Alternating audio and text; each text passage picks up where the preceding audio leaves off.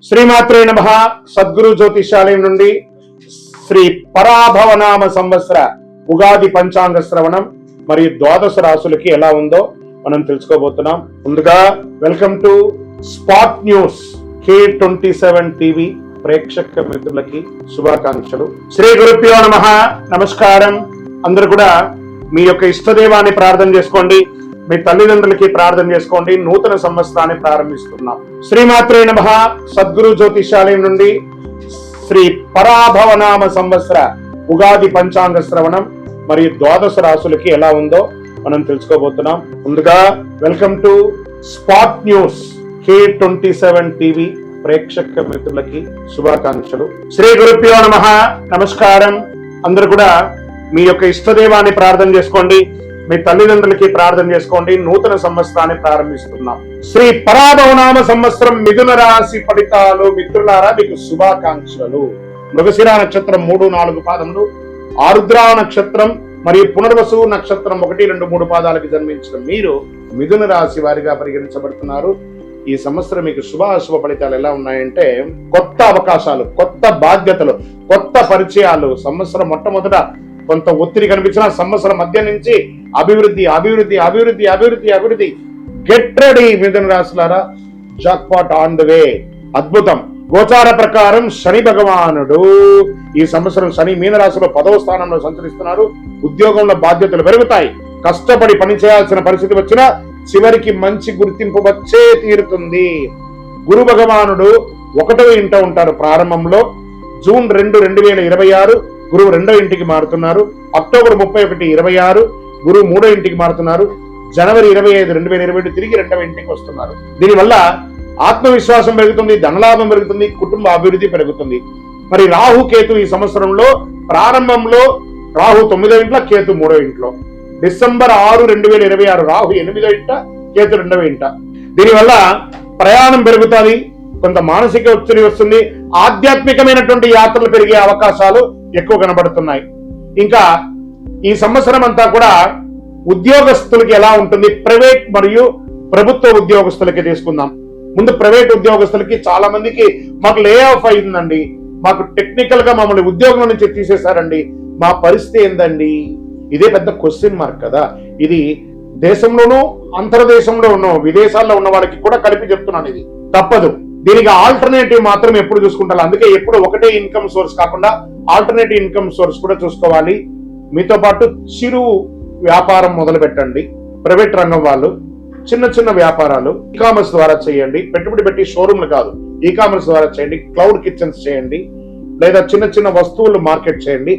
తర్వాత జూన్ తర్వాత మళ్ళీ మీ ఉద్యోగాలన్నీ పునర్వ్యవస్థీకరించబడతాయి. లేదా ఆల్రెడీ ఉద్యోగంలో ఉన్న వాళ్ళు, ప్రైవేట్ ఉద్యోగం ఉన్న వాళ్ళు మీకు లే ఆఫ్ టైం ఇచ్చినా కూడా మళ్ళీ మిమ్మల్ని పరిగణలో తీసుకునే అవకాశాలు కూడా కనబడుతున్నాయి. ఇంకా ప్రభుత్వ రంగ ఉద్యోగస్తులకు వచ్చేటప్పటికీ అద్భుతమైనటువంటి సమయం. చాలా అవకాశాలు, అవార్డ్స్, రివార్డ్స్, మీకు మంచి మంచి అవకాశాలు, ప్రమోషన్స్, ఇంక్రిమెంట్స్ చాలా బాగున్నాయి. కానీ ఇవన్నీ బాగున్నప్పుడు కాస్త అసాంఘికమైనటువంటి పనులు చేయాలని అనిపిస్తుంది. అక్కడే దెబ్బ కొడుతుంది. కాబట్టి జాగ్రత్త. తర్వాత దానివల్ల మీ ఉద్యోగమే పోయే అవకాశాలు ఉంటాయి. కాబట్టి జాగ్రత్త పడండి. ఇంకా వ్యాపారస్తులకి సూపర్. మీ డెట్స్ అన్ని తీరిపోయే అవకాశాలు ఉన్నాయి.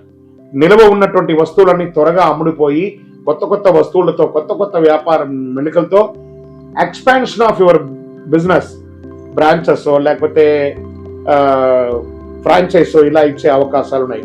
అంతర్దేశ అంతర్రాష్ట్ర వ్యాపారాలు కూడా మొదలుపెట్టే అవకాశాలు బాగా ఉన్నాయి. సో ఇక్కడ వివాహం వచ్చేటప్పటికి ఎన్నో రోజులుగా ఎదురు చూస్తున్నటువంటి వివాహం కాని వారికి అందరికీ కూడా వివాహం అయ్యే అవకాశాలు బాగా కనబడుతున్నాయి. వివాహం అయిన వారిలో మైత్రీయ భావం తొలగి విడిపోయి ఉన్న వాళ్ళు, విడాకులు తీసుకున్న వాళ్ళు కూడా కలిసే అవకాశాలు ఉన్నాయి. లేదా ఒకరి పట్ల ఒకరు కోపం ఉన్న వాళ్ళందరూ కూడా, విడిపోయిన వాళ్ళందరూ మళ్ళీ కలిసే అవకాశాలు ఎక్కువ శాతం ఉన్నాయి. ప్రేమానురాగం పెరుగుతుంది, బంధువుల మధ్య ఆప్యాయత పెరుగుతుంది, అన్నదమ్ముల మధ్య సఖ్యత పెరుగుతుంది. తల్లిదండ్రుల ఆరోగ్యం పట్ల కాస్త శ్రద్ధ వహించండి. పిల్లల యొక్క ఉపనయనాదులు, ఉద్యోగ లేదా విద్య, వాళ్ళ కోసం స్కూల్స్, యూనివర్సిటీస్ అంతా ట్రై చేస్తుంటారు కదా, అవన్నీ కూడా ప్రయత్నం చేయండి. ప్రత్యేకించి ఈ సంవత్సరము లైసెన్స్ రెన్యువల్స్, ఇన్సూరెన్స్ రెన్యువల్స్, వాహనం రెన్యువల్స్, ప్రాపర్టీ ట్యాక్స్ ఇలాంటివన్నీ కొంచెం గట్టిగా చూసుకోండి. ఆరోగ్యం పట్ల కాస్త నర్వస్ ప్రాబ్లమ్స్ వచ్చే అవకాశాలు ఉన్నాయి. న్యూరో రిలేటెడ్ గా కొంచెం శ్రద్ధ తీసుకోవాల్సి ఉంటుంది. స్ట్రెస్ ఎక్కువ వస్తుంది. కాళ్ళ మీద ప్రెషర్ వచ్చే అవకాశాలు ఉంటాయి. అవన్నీ కూడా మీరు ఒకసారి స్కిన్ డెర్మటాలజిస్ట్ ని కూడా ఒకసారి సంప్రదించండి. ఓవరాల్ మీరు మాత్రం ఒక్కసారి ఆరోగ్యపరంగా జనరల్ చెకప్ చేసుకోక తప్పదు. ఇంకా ప్రయాణాలకి తీసుకుంటే మీరు విదేశీయ ప్రయాణం కోసం చేస్తున్నారు, నా వీసా రిజెక్ట్ అయ్యింది, ఏం చేయాలి గురుగారు? మీరేమో బాగా ఉందని చెప్తున్నారు, మాకు ఇలా అయింది. ఇది ఉగాది తర్వాత వచ్చే సూచనలు చెప్తున్నాను. జూన్ తర్వాత విదేశాలకు వెళ్లే వాళ్ళు లేదా విదేశాల్లో ఉన్న వాళ్ళు, స్టక్ అయిన వాళ్ళు చాలా మందికి మంచి జరగబోతుంది. మీరే చెప్తారు, గురుగారు మీరు చెప్పింది జరిగింది, మీరు నాకు ఫోన్ చేసి మరీ చెప్పబోతున్నారు. కాబట్టి చూడండి, ఉద్యోగాల్లో ఉన్న వాళ్ళు కానీ విదేశాల్లో ఇబ్బందిగా ఉన్న వాళ్ళు కూడా మంచి అవకాశాలు వస్తున్నాయి. ఇక వ్యవసాయదారులకు చెప్పాలా, జై జవాన్ జై కిసాన్ అన్నట్టుగా జవాన్లకి యోగమే, కిసాన్లకి యోగమే. జవాన్లు బాగా చూసుకుంటాం, మనం కిసాన్ని బాగా చూసుకుంటాం. ఇది ఒక మంచి సమయం, చాలా అద్భుతమైనటువంటి సమయం.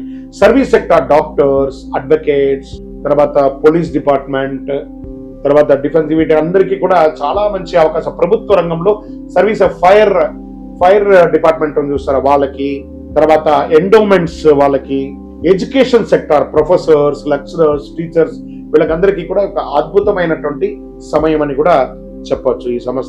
ఈ సంవత్సరం అంతా కూడా నక్షత్ర ఫలితం ఎలా ఉంది అంటే, మృగశిర నక్షత్రం 3-4 పాదాలకి ధనలాభం, ప్రయాణాలు, వ్యాపారాభివృద్ధి, ఉద్యోగంలో విజయం.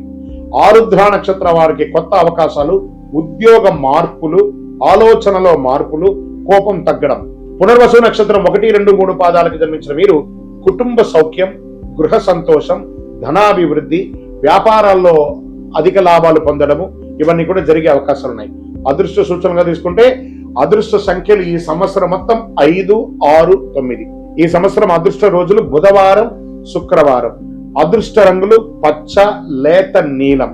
ఈ సంవత్సరం చేయవలసినటువంటి పరిహారాలు ఏమైనా ఉన్నాయంటే, బుధవారాలలో మీ పరిసర ప్రాంతాల్లో ఉన్నటువంటి వెంకటేశ్వర స్వామి ఆలయం కానీ, విష్ణు ఆలయాలు, రామ దేవాలయం కానీ, ఇలాంటి దేవాలయాలకు వెళ్ళి దర్శనం చేసుకోండి. సంకష్టహర చతుర్థి గణపతి రోజు ఉపవాసం ఉండి సాయంత్రం ఆ ప్రదోష కాలంలో హోమాదులు, పూజలు చేసి ఆహారం తీసుకోండి. ఉపవాసం ఉంటే చాలా మంచిదని చెప్పచ్చు. తులసికి మీ చేత్తో నీళ్లు పోయండి, చాలా అద్భుతమైనటువంటి ఫలితాలను పొందుతారు. ఇంకను సకల దోషాలు తొలగి ఆనందంగా ఉండడానికి మీ ఇష్ట దైవం, మీ కులదైవ దేవాలయంలో మీ వయసు ఎంత ఉందో, స్త్రీ పురుషులు ఎవరైనా కూడా ఒక మట్టి ముక్కుడు తీసుకొని అందులో ఒత్తులు, మీ వయసు ఎంత ఉందో అన్ని ఒత్తులు వేసి, నువ్వుల నూనె, కొంచెం ఇప్ప నూనె కూడా కలిపి, వేప నూనె, ఆవ నూనె, ఇప్ప నూనె, ఆవు నెయ్యి ఇవన్నీ కూడా కలిపి దీపం వెలిగించండి. దోషాలన్నీ కూడా తొలగుతాయి. ఆరోగ్యం కోసమే ఇది ప్రత్యేకించి చెప్తున్నాను. ఇంకను మీ యొక్క వ్యక్తిగత జాతకం తెలుసుకోవడానికి మీ పరిసర ప్రాంతాల్లో ఉన్నటువంటి గురువులను సంప్రదించండి.